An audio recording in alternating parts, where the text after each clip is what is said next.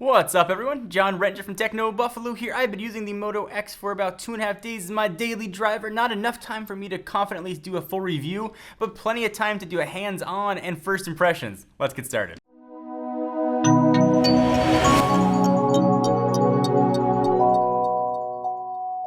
So the Moto X has been kind of a polarizing phone since it was announced last week. We've got this guy all decked up in kind of boring black on black. A lot of you said in the comments, John, why would you order a straight black phone? The answer is, I didn't order this one. This is the unit that Motorola was kind enough to give us so we conduct our review. If I had ordered, probably would have blue on the back and maybe crazy gold accents on the side. I don't know, but that is one of the positive things about the phone. Let's start there with the customization. Over 2,000 options for your phone, which is pretty neat. Usually you're limited to a few colors, white, black.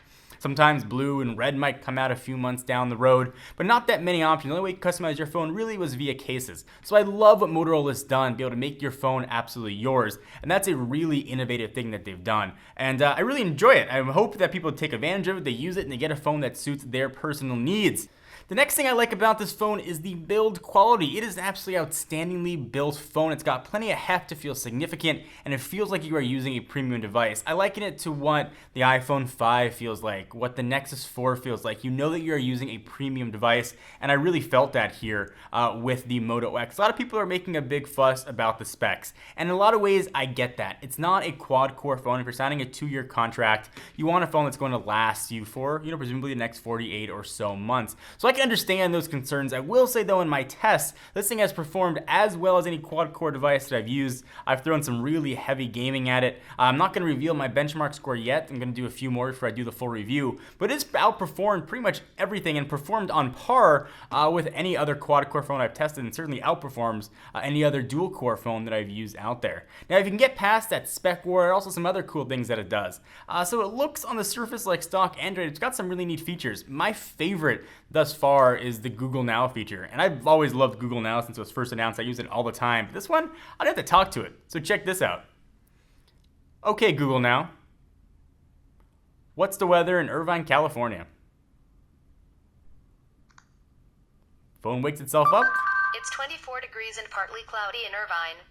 Pretty freaking neat without ever having to really touch the phone. I could call my wife, I could send a text message, I could do anything that I want, which is especially handy while driving because you should not be looking at the phone. So that's kind of a really cool feature that they've done here with it. Another cool feature is on the software side. It's something called Moto Connect to send or receive text messages from your computer. I love that I can do that with iChat when I used an iPhone, and now I like that I can do that again with another Android device. So one of the other big knocks on this thing is the price. It is $199, and that is expensive for what's essentially a mid-range device. But here's kind of the rub. People want phones that are made in America, and you have to pay more for devices that are made in America. There are union costs, labor's more expensive. So that's really the reason that this thing comes in at $199. The question, though, is going to be in the hands of the consumer. Do you want to pay that price for an American-made product? And you have a choice. If you want to pay that price for an American-made product, you've got an option to customize it and get what appears to be a pretty sweet phone. If you don't want to pay that price, you could pay something lower depending where you go for an HTC One or Galaxy S4, and the option in the choice is totally yours. And that's one thing that I like. Consumer has a choice. No one's forcing you, handcuffing you and making you buy a Moto X for 2 years. You have the option.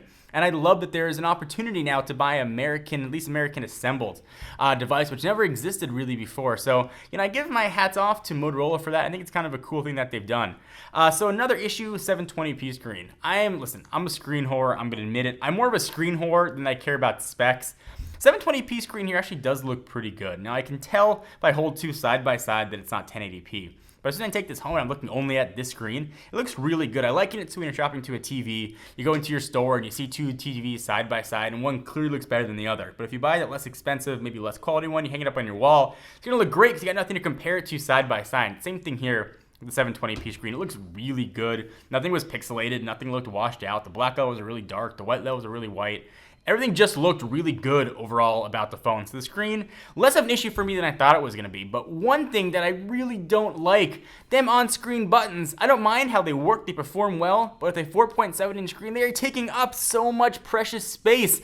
I wish I could use all of that space on the phone to do whatever I want to do. I would have loved to have capacitive buttons here on the bottom, but that is not the case. On the design standpoint, really thin bezels. I really like that as well. And thin enough bezels when I want to hold it in portrait mode on top or bottom that my fingers aren't going to touch anything, but still really thin.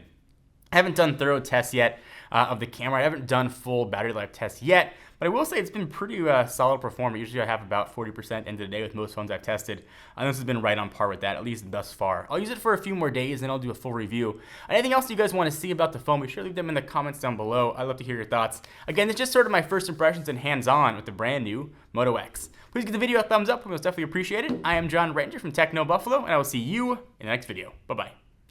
What's up, everyone? It's Ashley. Thanks so much for watching that most recent video. If you enjoyed it, please click on the word subscribe right underneath me to get tons more tech videos from us here at Techno Buffalo. We have got unboxings, comparisons, reviews, recaps, and everything else you can think of here on the channel. If you're in the mood for more technology, just click right over here to check out some of our most recent videos. See you next time, humans.